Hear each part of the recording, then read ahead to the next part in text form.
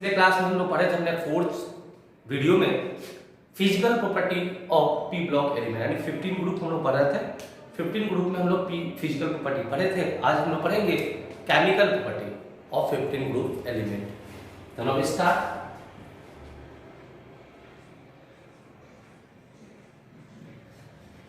Chemical properties of 15 group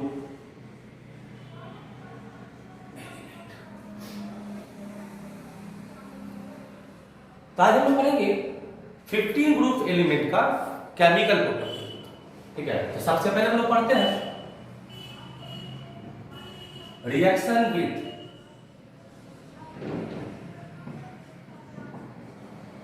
hydrogen.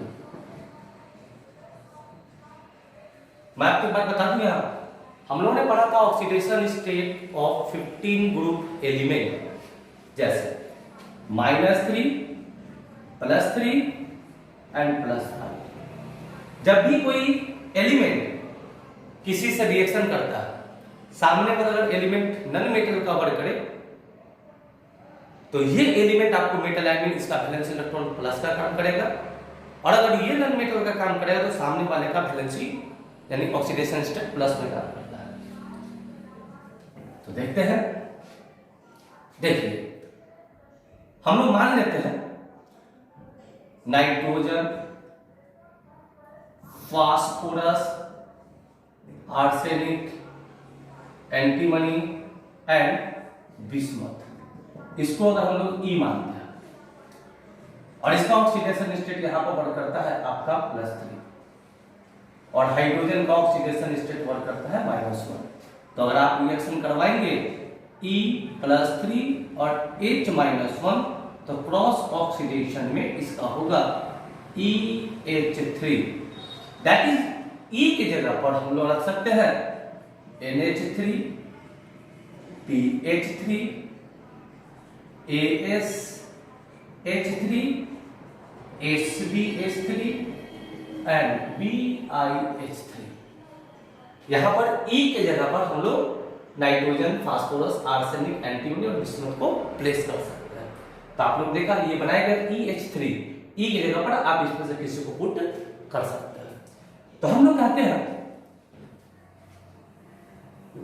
कि when 15 group element react with hydrogen,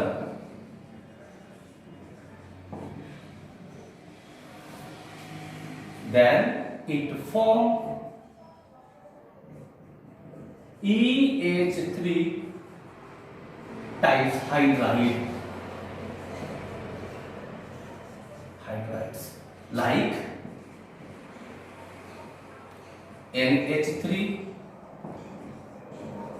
PH3, AsH3,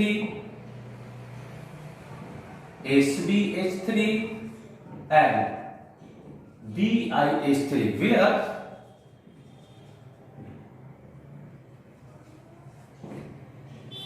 E equal to Sb and bismuth. तो आप लोगों ने देखा कि वे 15 group element react with hydrogen then form EH3 type hydride, where E equal to क्या है, तो E इक्वल टू हम लोग यहां मान लेते हैं nitrogen, phosphorus, arsenic, antimony, bismuth.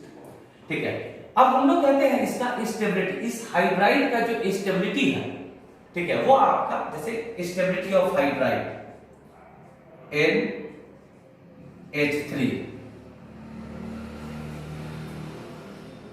PH3, AsH3।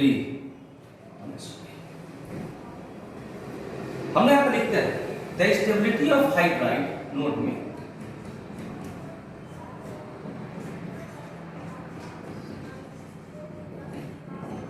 The stability of hydride decreases from NH3 to BiH3। हम लोग देखते हैं जो स्टेबिलिटी, हाइड्राइड का जो स्टेबिलिटी है वो आपका नाइट्रोजन यानी इधर से जैसे जैसे नीचे की तरफ बढ़ते हैं हाइड्राइड का स्टेबिलिटी क्या करता है, डिक्रीज करता है। क्यों? क्योंकि BiH3 का बॉन्ड डिसोसिएशन एंथैल्पी बहुत वीक होता है। तो the stability of hydride decreases from NH3 to BiH3 which can be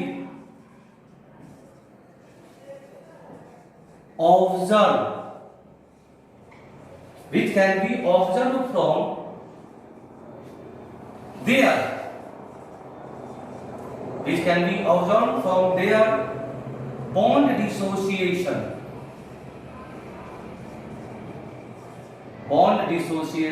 enthalpy। फिर से देखिए, हम लोग आपको पहले बताए थे कि ऊपर से नीचे आने पर किसी भी एटम का साइज क्या करता है, इंक्रीज करता है।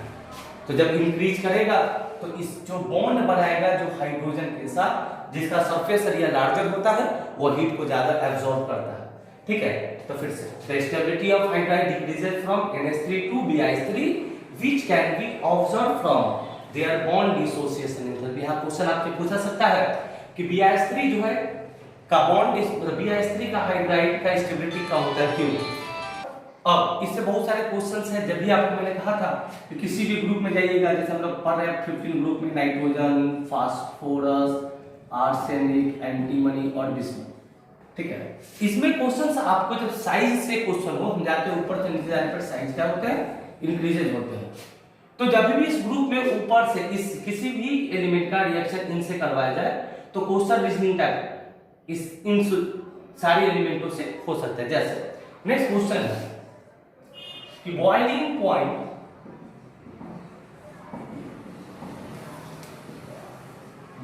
Point of PH3 is lower than NH3। why?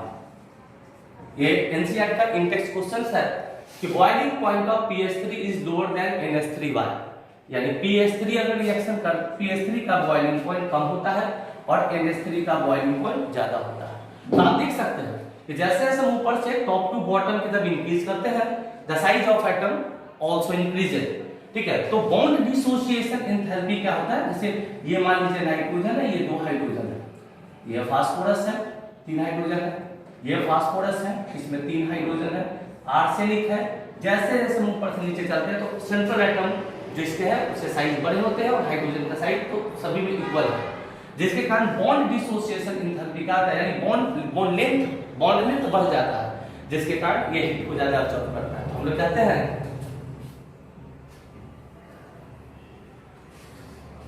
कि फिर से क्वेश्चन PH3 का बॉइलिंग पॉइंट NH3 से कम है, क्यों? तो हम लोग कहते हैं because the size of nitrogen is larger than because the size of phosphorus is larger than nitrogen, so it's bond dissociation enthalpy is क्या, लेस। ठीक है, लिखते हैं answer. The size of phosphorus is larger than nitrogen. The size of phosphorus is larger than nitrogen. So bond dissociation. So bond dissociation enthalpy. So bond dissociation enthalpy of PH3 is lower than NH3। यहां हम कहें कि PH3 में hydrogen bond weak होता है और NH3 में hydrogen bond strong होता है, वो भी साइज के कारण। सो boiling point of PH3 is lower than NH3।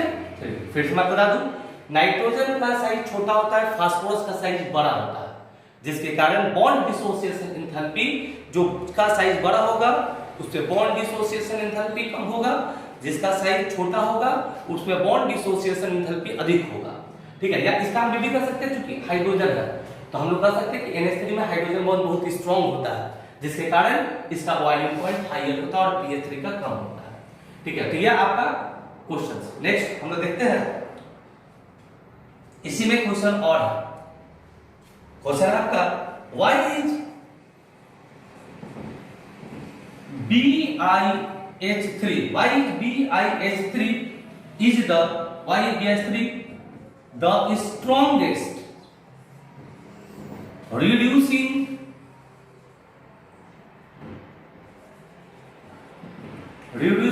agent amongst, why is BiH3 has strongest reducing agent amongst all the hydride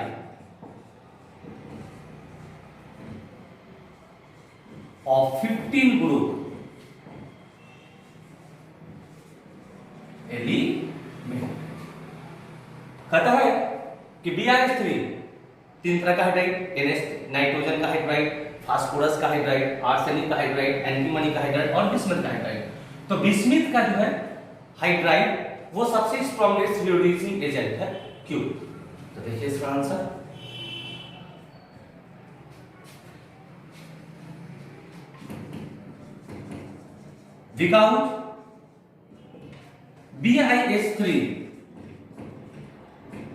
because BiH3 is the least stable. BiH3 is the least stable among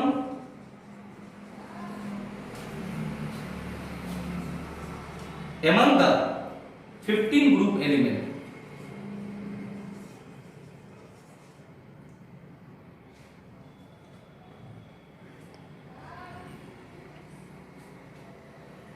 Group element. The BiH3 is the strongest reducing agent amongst all the hydride of 15 group element. तो कहता है because BiH3 is the least stable. ये क्या है? Less stable है। क्यों? क्योंकि bismuth का साइज बड़ा होता है। least stable among the hydride of 15 group element. Reaction with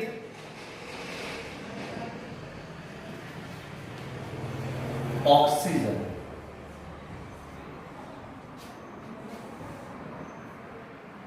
third है आपका, पहले हम लोग पढ़े रिएक्शन विथ हाइड्रोजन, ठीक है, sorry second reaction with oxygen.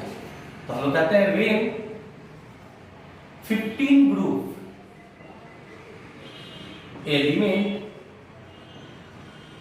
React with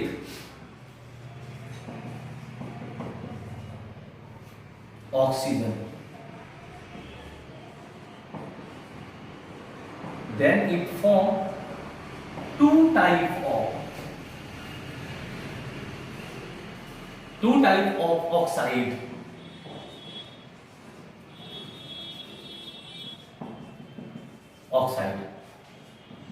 E2O3 and E2O5। हाँ, फिर से देखिए, रिएक्शन विथ ऑक्सीजन, जब 15 ग्रुप का एलिमेंट अगर ऑक्सीजन से रिएक्शन करता है तो ये दो प्रकार का ऑक्साइड बनाता है, E2O3 एंड E2O5। यहाँ पर आप देख सकते हैं कि यहाँ पर E का जो ऑक्सीडेशन स्टेट दो वर्क कर रहा है, एक कर रहा है आपका +3 और सेकंड कर रहा है आपका +5। ठीक है, जैसे अगर आप हम लोग बात करते हैं E की जगह पर आपको पता है already nitrogen, phosphorus, arsenic, antimony and bismuth, तब आपका बनेगा N2O3 P2O3, E की जगह पर मैंने रख दिया AS2O3 and AsB2O3 and Bi2O3। यहां पर आप देखिएगा तो ऊपर से नीचे जाने पर एसिडिक कैरेक्टर आपका क्या करता है? डिक्रीज। वेयर N2O3 P2O3, यानी हम लोग कहते हैं कि आपका N2P2, the oxide of N2O3 and P2O3 is pure acidic. आपका ये दोनों acid, the oxide of N2O3 and P2O3 is the pure acidic. AS2O3 and AsB2O3 is amphoteric. आप लोगों को पता होगा एम्फोटेरिक का मतलब जो एसिड और बेस दोनों का वर्क करता है, ठीक है। फिर से N2O3 और P2O3 आपका एसिडिक, AS2O3 एंड SB2O3 यानी आपका आर्सेनिक और एंटीमनी का ऑक्साइड आपका amphoteric, and Bi2O3 is basic.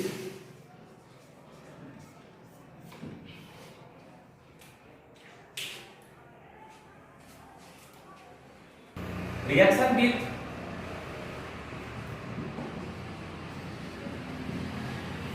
Halogen, ठीक है। तो 15 ग्रुप का हम देखेंगे कि अगर वह हैलोजन से रिएक्शन करता है तो क्या होता है।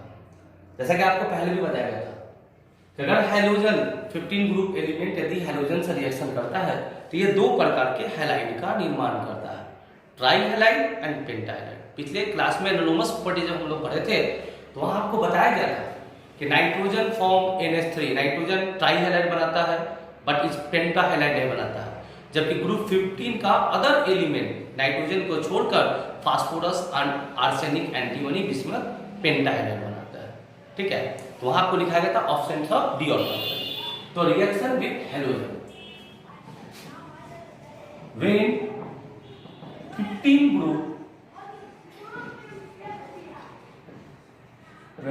group element when 15 group element react with halogen then form two types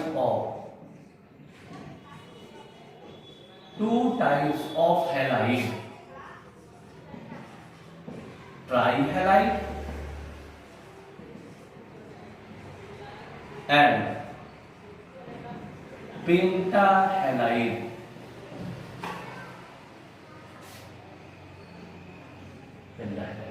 Like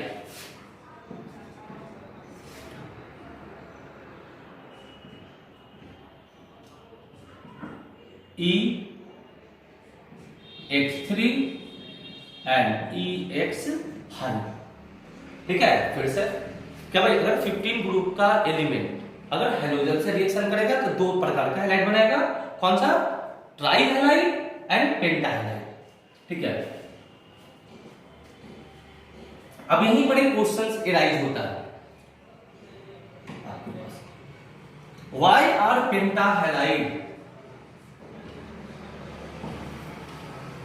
why are penta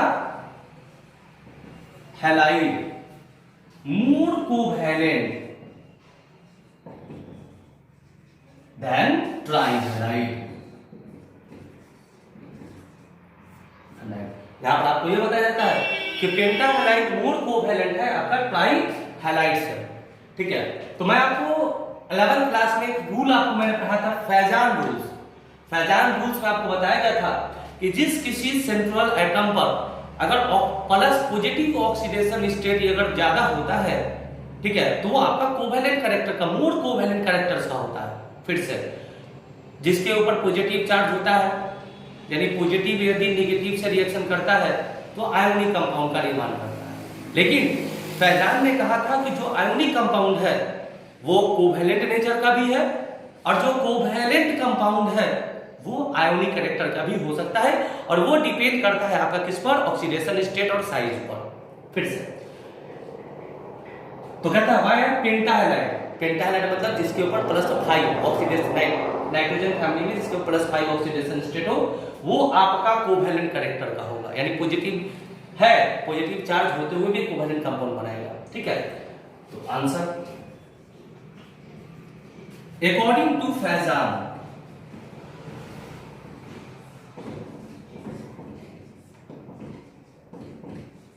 According to Fajan's rules, pentahalide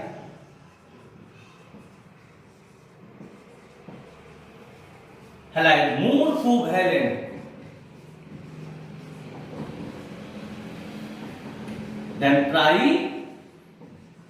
pentahalide is more covalent than trihalide in +5 oxidation state. Oxidation +5 oxidation state of pentahalide, sorry, +5 oxidation state, the polarizing power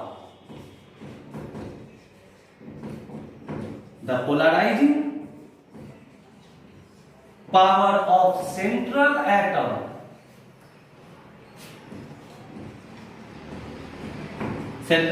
will be greater than in +3 oxidation state.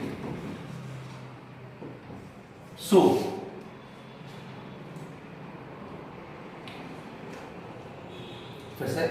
why are pentahalide more covalent than trihalide? इसका मतलब है जिस compound के central metal पर एटाइन की संख्या अधिक हो, ठीक है, वो कोवेलेंट कैरेक्टर का होता है। तो फैजान ने कहा था कि जिस कभी कंपाउंड में, जैसे हम लोग यहाँ पढ़ रहे हैं PX3 PX5, इसका मतलब है कि फास्फोरस के ऊपर +5 चार्ज है। तो यहाँ पर क्वेश्चन है कि अगर जिसके ऊपर +5 ऑक्सीडेशन स्टेट होगा वो कोवेलेंट नेचर का होगा, क्यों?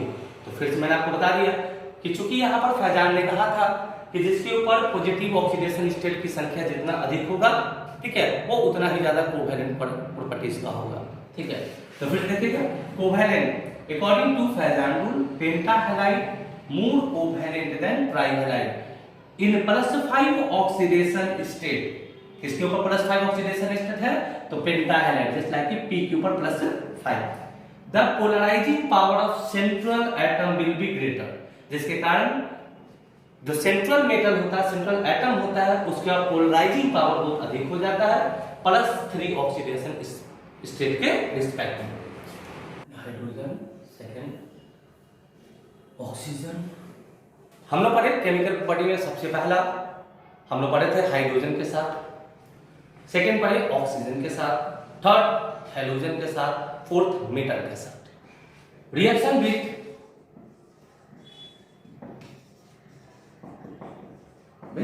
मेटल। अब आपको पता है कि जब मेटल के साथ रिएक्शन करेगा तो ग्रुप 15 के जितने भी एलिमेंट है उन सभी का ऑक्सीडेशन स्टेट -3 वर्क करेगा, क्योंकि मेटल का ऑक्सीडेशन नंबर प्लस होता है और ग्रुप 15 में माइनस ऑक्सीडेशन स्टेट किसका होता है? तो सिर्फ सभी का -3 होता है, बाकी +3 और +5 होता है। तो ना तो +3 वर्क करेगा ना ही +5 वर्क करेगा। यहां पर इसका ऑक्सीडेशन स्टेट कितना काम करेगा? -3। तो when 15 group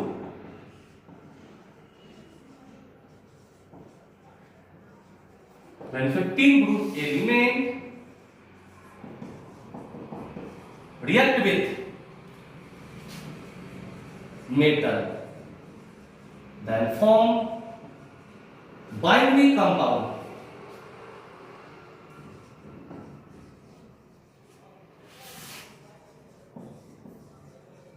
Then have binary compound with -3 oxidation state of 15 group.